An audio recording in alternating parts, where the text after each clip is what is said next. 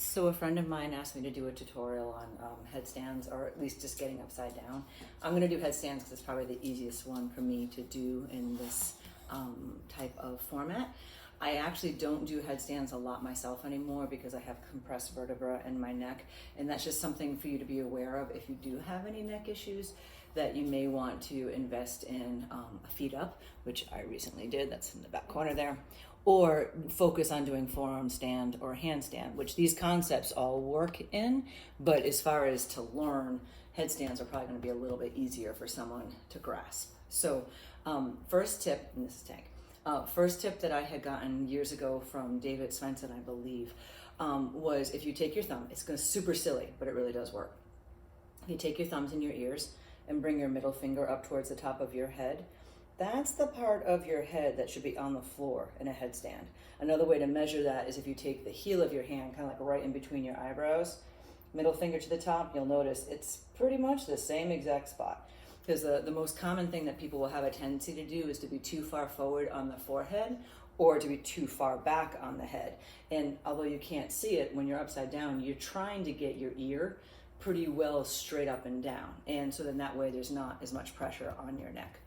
The two main arm positions, which I'm going to show you all this in a second, that I would suggest, there's plenty of others, especially if you look in certain yoga practices, but the two that are probably the most easy to grasp, this is the supported version, so your head comes down between the arms, and you can use the length of your forearm to help support and take some of the pressure out of your neck and head.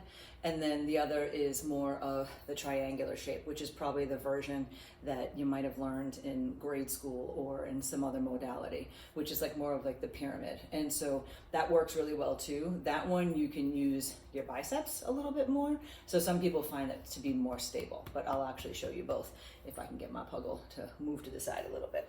Can you scoot over, buddy, so you can see? Can you come over here? Come here. So I'm setting up near a wall just so that way you can see how that can be done for yourself. And it's just a safety thing.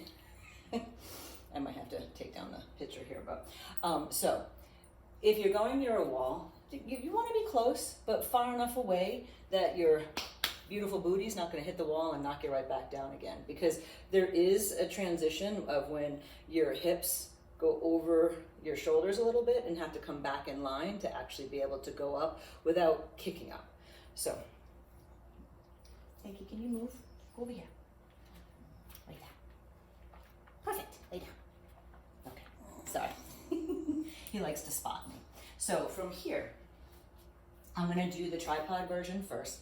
Think of your two hands and your head are making the shape of a triangle, which the ironic thing about that is if you're in this forearm variation, there's your triangle. So if you take that, slide your hands back and put your head right there at the center, that you'll have a strong base. Most common thing that people will do is put their hands too close to their head, and if you're lucky, you might still get up, but most of us will not.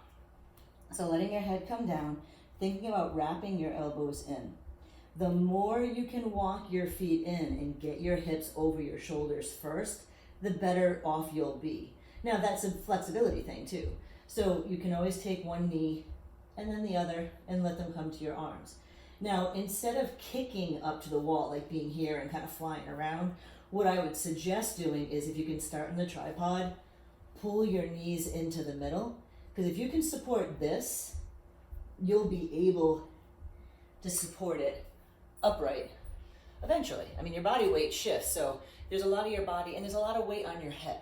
So I'm actually going to do the supported version just because that feels safer in my neck right now, but know that the tripod is the one that's probably the most accessible, and you can do it by mistake when you're in crow and drop your head down. You basically end up in position to do exactly that. So here I'm interlacing my fingers. I'm going to cup them gently behind my head. I'm on that little sweet spot on the top of my head. Again, the closer you can get your legs to your body, your hips over your shoulders. So if your legs can't be straight, if you bend your knees, kind of walk them in.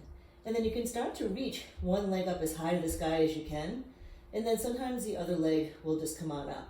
Now I can do this pretty comfortably, so I'm not trying to make it look like it's super easy. But if you think of pulling your knees into your belly, shift back. And then when the legs start to come up, you can even bring your toes to the wall And if you get on the wall and you feel like you can't get off, if you bend one knee, press into the wall, get the other leg straight up to the sky, a lot of times you can get the other leg to come up to meet it. And then just giving yourself this space that if you are practicing it away from the wall, scary, scary, scary, but practice falling. Practicing let yourself do a somersault. To me, doing the somersault is scarier than doing the headstand. So, but it's important to know how to fall out of it.